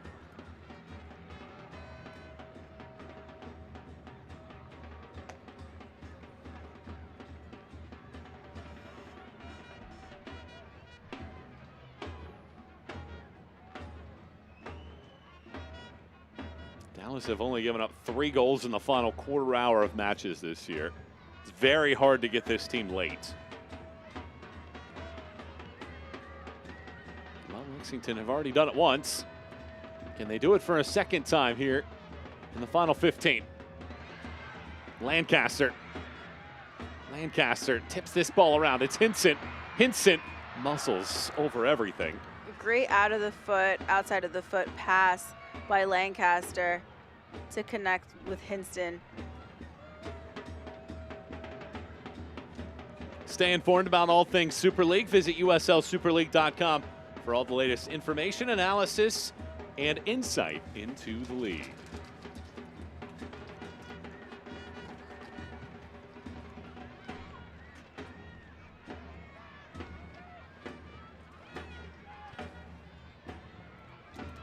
Lancaster chases over the top. Rolls out.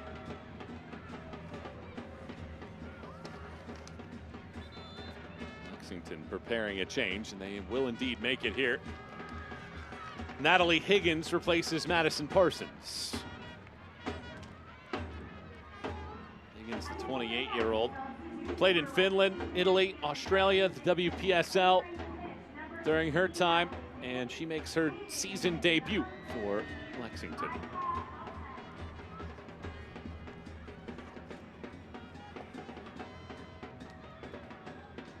Parsons looked tired already towards the end. Seems as if her legs are already heavy at this point in the season.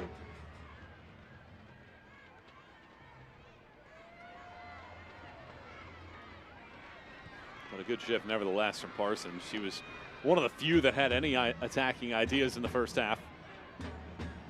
Just didn't have the reinforcements around her. And now it's on Higgins to try to make the impact. Here's Johnson curling this ball around the back line. It's Doyle chasing after it. Doyle collects.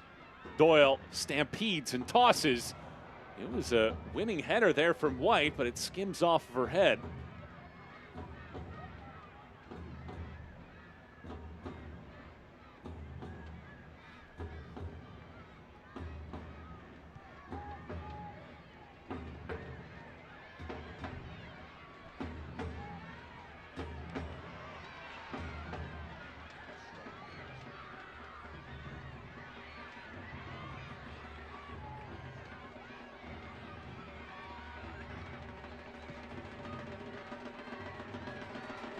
Strawn stabs this ball.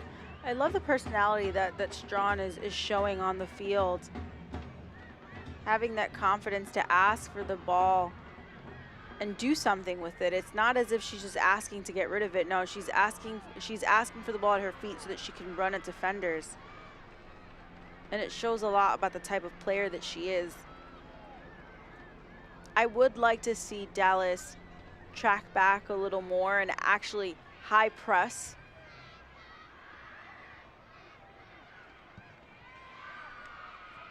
Because they're such a possession-based team, they're not great at individually defending, and I think this is the perfect time to focus on that.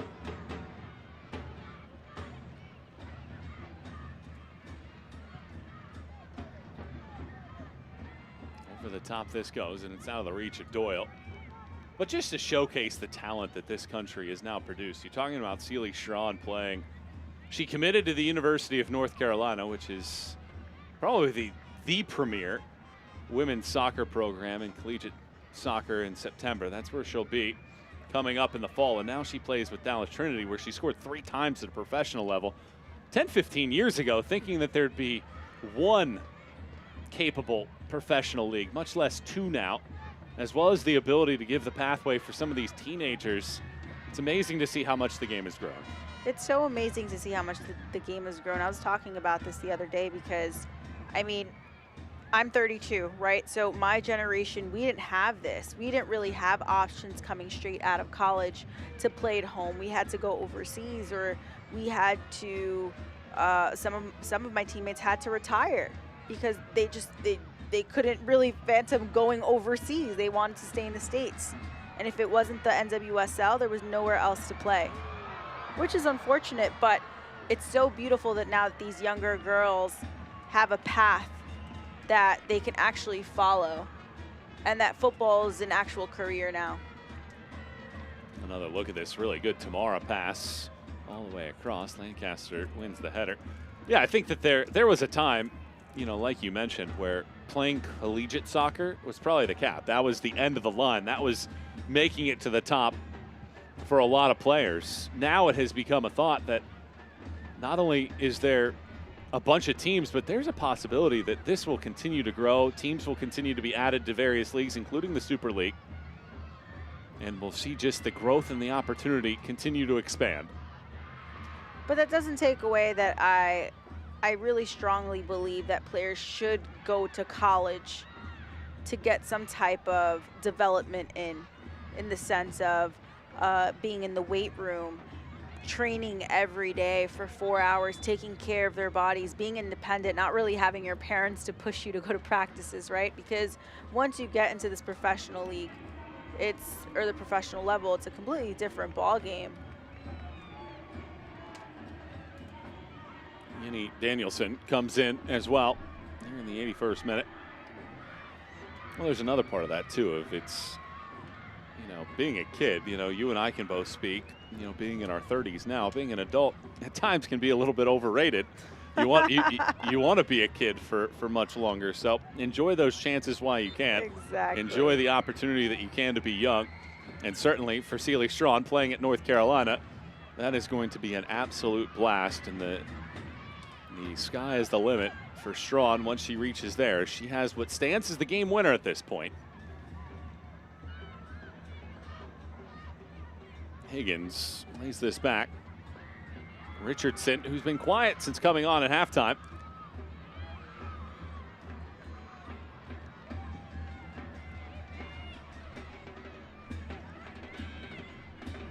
Tamara. Brooks dances through the middle. Brooks with plenty of choices here. Elects to go for a player that entered the night as the Golden Boot leader in Allie Thornton, but has since seen Mia Corbin score twice this evening. Brooks was just able to go from her defensive end all the way to the final third by combining and taking that space. And it's something that really shouldn't be happening in this professional level.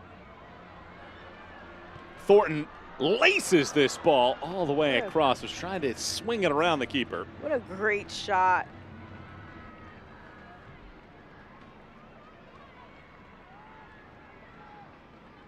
If she would have hit it a little bit with the outside of her laces, it would have curved in.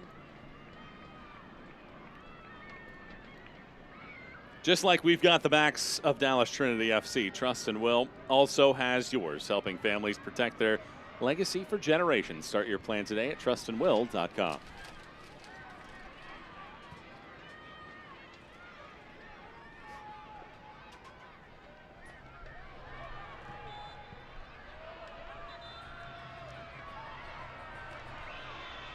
We're going to get a booking here as well. A couple Lexington players had picked one up earlier in this match, but this will be the first shown to Dallas. This is when things get heated, when you have to control personalities, egos. Avoid the unnecessary cards.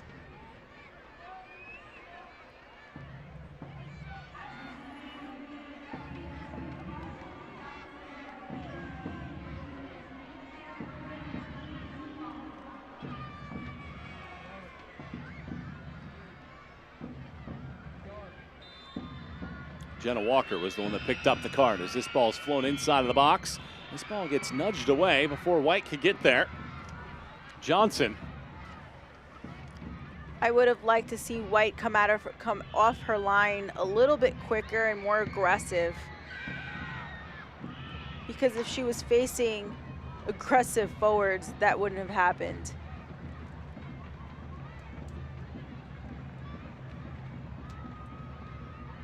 It's to your point that you made earlier in this match. This is a Dallas team with 4 matches to go. Is preparing for the playoffs, so you want to put yourselves in those positions to ensure that you're ready once the postseason does start. Exactly. You want to put yourself in those positions, in those scenarios where you're going to encounter in a few weeks. I never understood that when I was younger, when coaches would say, how you practice is how you're going to play. Never understood it until I got older, and I was like, they might have a point.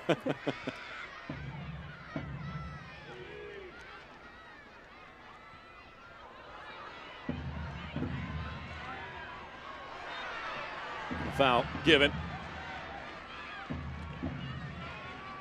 Late stage moments have been difficult for Lexington. They've given up 8 goals after the 90th minute this year. They trail by 1 in this contest.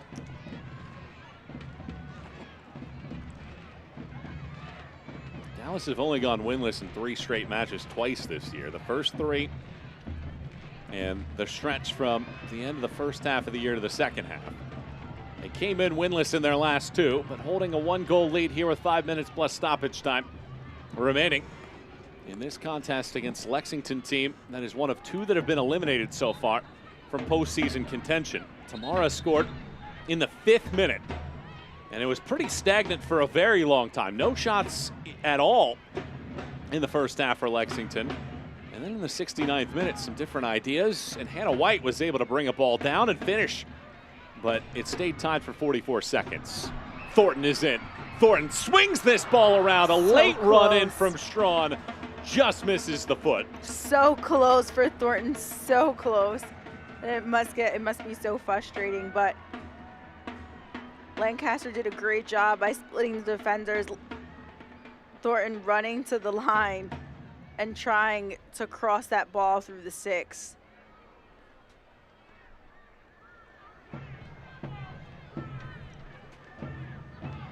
Celie Strawn had what stands as the go-ahead goal on a pass from Lancaster in the 70th minute. And at 2-1, Trinity in the 87th minute, looking to finish this one off alongside the former Colombian star, Chelsea Kabarkis. Michael Watring with you, with our team here in Dallas, Texas, for the finishing moments of the USL Super League here on Peacock. The 3rd time ever that all 8 teams have played on the same day. Thornton, 2 defenders on her. Thornton beats the first. Danielson. Brooks was trying to get the return pass. Tamara couldn't link up. Johnson gallops, but Walker wins the race. Shots slanted heavily for Dallas. 21-4 in this game. And that ball rolls out for a corner. Cox doesn't come off of her line, leaving Moore on an island. And the former North Carolina Tar Heels sends it away for a Dallas Trinity corner.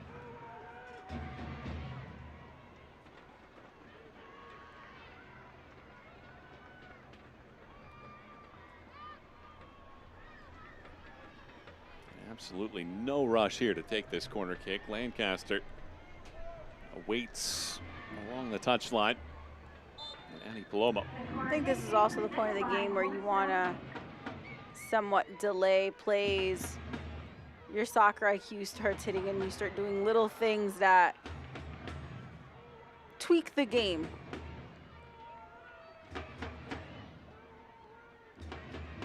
Celie Strawn has made her impact. Hasn't been on the field very long. It took her 8 minutes to score what sits as the game winner in this one.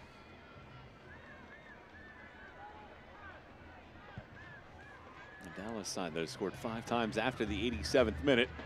Looking for the clincher in this one.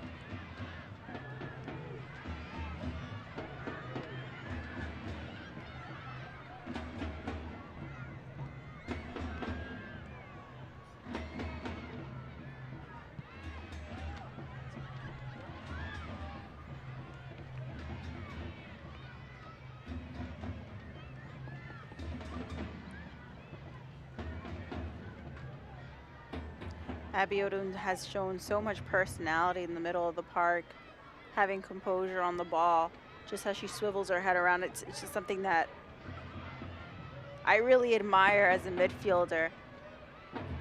Her knowing where to stand to be effective. And it just takes 2 steps. Like if you actually watch her, she just makes 2 steps to the right or 2 steps to the left, and it makes such a difference.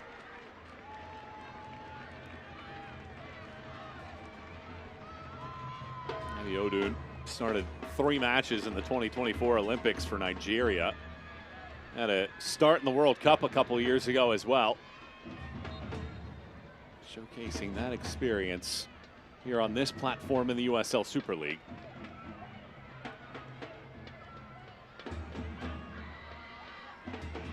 Danielson, Tron unable to slide that ball in. Mackin clears. 5 minutes of stoppage time.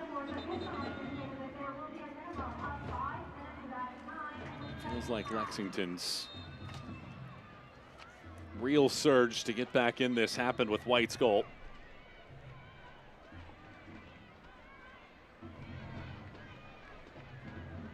Be another match in which they fall short. They had snapped a 4-match losing streak with a draw last week against Brooklyn, but they will now have lost 5 of their last 6. If this holds, barring some late noise, their only win in the spring campaign came at DC, a 2-1 decision. Their only time in the spring in which they've scored multiple times as well.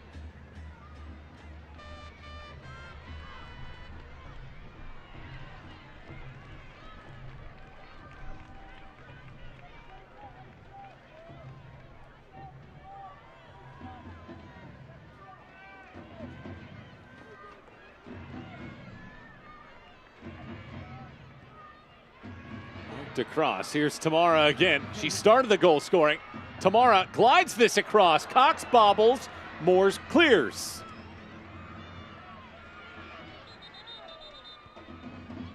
There was a late run there from Thornton, and Cox as well gave up everything to try to swing that away. Tamara has done such a good job putting herself into those spaces where defenders aren't really seeing her. She's standing in their blind side.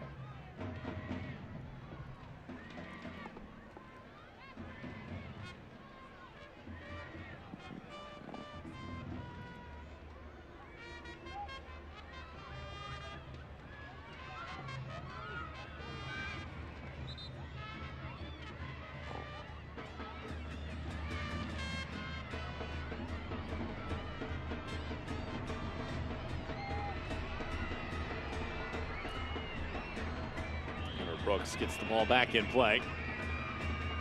Offs it along the side. Tamara arcs it over the top. Here's Danielson in. Danielson cuts it back. Danielson touches it through the middle.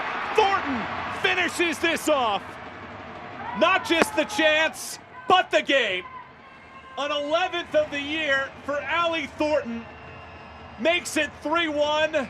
And completes the season sweep against Lexington. What a great sensation for Thornton, making it 11 goals of the season, putting her in those dangerous spots. Tamara and her have such a good connection.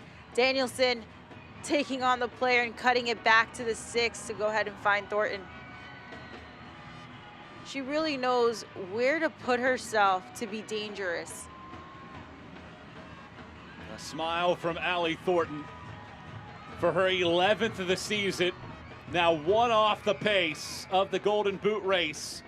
Nia Corbin's brace this evening puts her out in front with 4 matches to go. And for Dallas, it is a 3-goal performance yet again on the home field.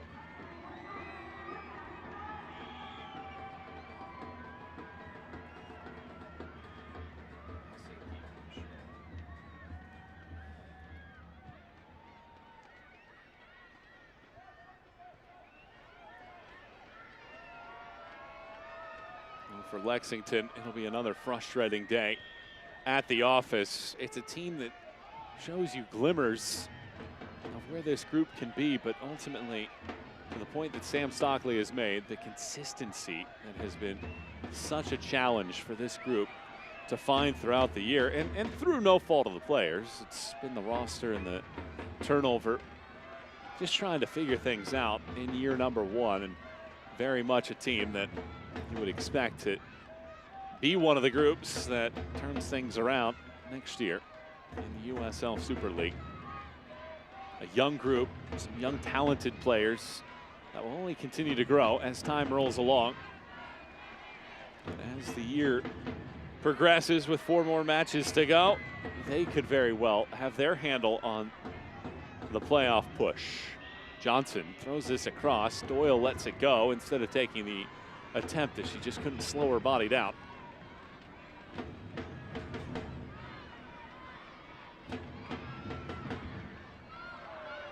Thornton darts past the defender, tries to pick it out for Lancaster. Instead, Thornton will slow this down as she awaits the final whistle.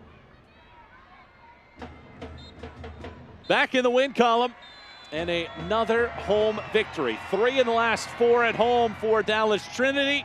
An 11th win overall for the season. 3-1 in a game in which this was tied for a grand total of 5.5 minutes. A 3-1 victory for Dallas here this evening. And Chelsea, you look at this game, some frustration at times in the Dallas attack, but in the end, 3 goals and 3 points. 3 goals from this Dallas side, which is incredible. The game was the game started off a bit slow and static, and I would have liked to see a lot more in the beginning, but towards the end they started to pick it up. They started to find each other, create, put themselves in positions that were dangerous. And an opportunity for Dallas to keep pace with Carolina as well. The final score in this one, Dallas Trinity 3, Lexington 1. We'll wrap things up with highlights in an interview when we return on Peacock.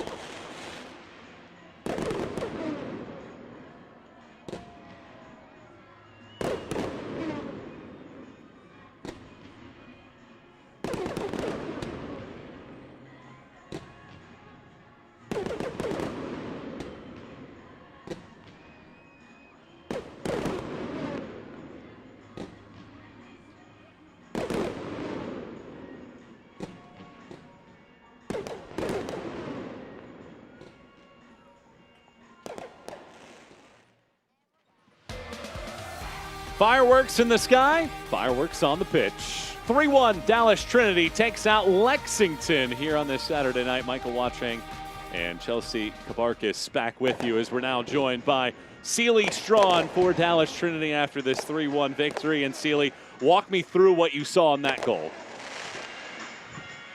Honestly, right when Cam got the ball, I took off. I knew I wanted to make the run, and I knew it's Cam. I know she can play a great ball. And as soon as it took that bounce and I saw the keeper coming out, the only thing was just chip it, get it over her at least, get it to the side net.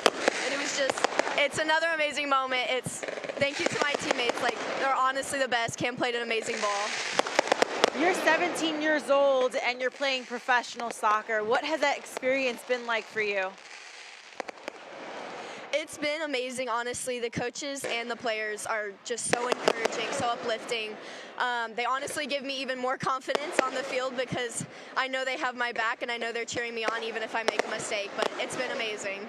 How does this opportunity playing in the USL Super League set you up for your future endeavors? Honestly, I think it's amazing because the speed of play is completely different than playing in club. So I think it's really honestly preparing me for college and the next level. I mean, it is the next level, but it's just the speed of play. It's just preparing me for college and through on the rest of my career. Sealy, thanks so much for the time. Congrats on the goal. Congrats on the win. Go enjoy the fireworks.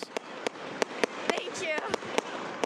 That is Sealy Strawn. Thanks so much for her time in a 3-1 victory. And time to take a look at the highlights in this one. And we could barely get settled into our seats before Tamara scored the opener. A great delivery from Abby Odun, catching Lexington flat, and Tamara running into space and slotting that one in. Goal scored in the 5th minute. It's the 4th time this season that this group has scored in the opening 4 minutes of a match this year. And it stayed that way until the 69th. And how about this little touch from White to score? What an incredible finish and strike. Moyer floated a ball over top with a spectacular control and finish from White, using her body to put her in the best position. It tied it up, but only for 44 seconds. The aforementioned Lancaster to Strawn connection here to make it 2-1. Lancaster has done a great job the whole game, being very defensively attacking. And here we have Strawn with that diagonal touch net finish. Strawn finishes with her 3rd goal of the season, and Dallas Trinity captured the lead right back within a minute of the White goal. And to put the finishing touch on, Allie Thornton, trying to keep pace with Mia Corbin for the Golden Boot race, was able to push this one in after Danielson sets the stage. Great combo between Tamara, Davidson, and Thornton. Davidson was patient cutting in, finding in Thornton in that 6 to go ahead and slot it in. And that made it 3-1, and that was our final tonight, and the stats bear that out as well. Dominance from Dallas this evening. Lexington falls, but this is a Dallas team that is pushing to make a run for the championship, and they showcased why here tonight. Dallas Trinity definitely showed personality, confidence towards the end. They showed why they're in that 2nd place slot, and they did great. High possession team. And Dallas will try to be the 2nd team to clinch a postseason berth, as Carolina has done that with a 5-2 win over Fort Lauderdale. They stay clear, does Dallas, of that congestion between spots 3 through 6, in which Fort Lauderdale, Brooklyn, and Spokane are all tied for the 4th and final playoff spot in the USL Super League. But the final score here tonight is Dallas 3 and Lexington 1. The 17-year-old Sealy Strawn provides the game winner in the 70th minute. For our entire crew here tonight at the Cotton Bowl in Dallas, Texas, and my partner Chelsea Kabarkis, I'm Michael Watrank. Thanks so much for watching this one here this evening. So long, good night from Dallas.